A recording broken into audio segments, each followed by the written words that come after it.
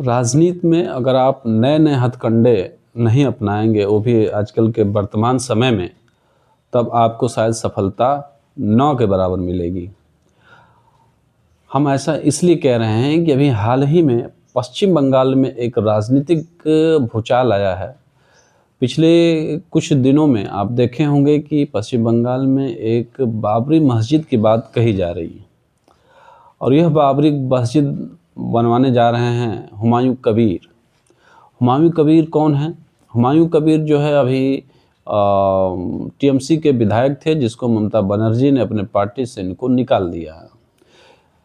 निकालने के बाद हुमायूं कबीर बाबरी मस्जिद की अपने विधानसभा क्षेत्र में उसका शिलान्यास किए हैं और तभी से लेकर राजनीतिक में एक हलचल पैदा हो गया है।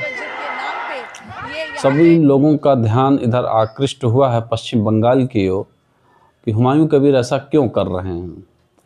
हुमायूं कबीर का जो राजनीतिक सफ़र रहा है दोस्तों, ये कम से कम 20 सालों से इनका राजनीतिक सफ़र है और इस राजनीतिक सफ़र में ये कई पार्टियों में रह चुके हैं।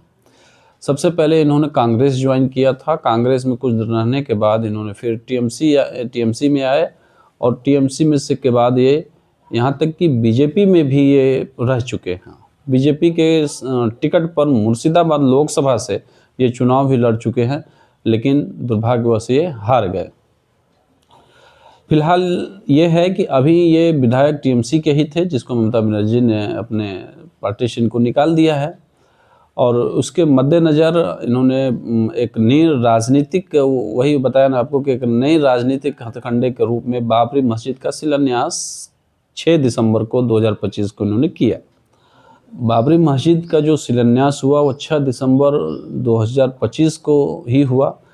यह ऐसा क्यों हुआ? ऐसा इसलिए हुआ कि आप लोग और हम लोग, सभी लोग, पूरा देश जानता है कि 6 दिसंबर 1992 को यूपी के अयोध्या में एक बाबरी मस्जिद जिसको ढा दिया गया था, उसी के एवज में 6 दिसंबर का डेट चुना गया है। तो यह जो राजनीति यहाँ पर हो रही है, इस राजनीति के परिप्रेक्ष्य में यूँ कह सकते हैं कि एक नए राजनीतिक युग का प्रारंभ भी पश्चिम बंगाल में माना जा रहा है। क्योंकि जो हुमायूं कबीर हैं वो शायद, क्योंकि ओवैसी से इनका एक बातचीत हुआ है और इन्होंने कहा है कि हम पश्चिम बंगाल में अपना खुद पार्टी बनाएंगे और वहाँ पर एक चुनाव लड़ेंगे, वहाँ पर हम चुनाव लड़ेंगे ओवैसी के समर्थन से और ममता बनर्जी को चुनौती देंगे। दोस्तों, इसमें आपको क्या लग रहा है कि यह एक राजनीतिक है या वास्तव में मस्जिद बनाने की सोच है?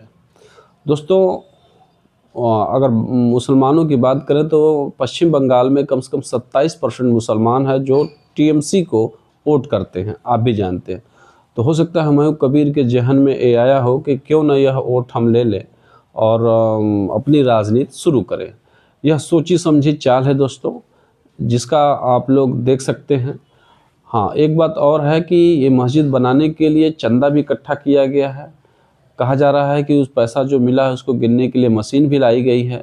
वहाँ के कुछ जो उनके भक्तगण हैं वो ईंट पत्थर भी सर पर लाद के, आप देख सकते हैं, लाद के ला रहे हैं अपने सर पर।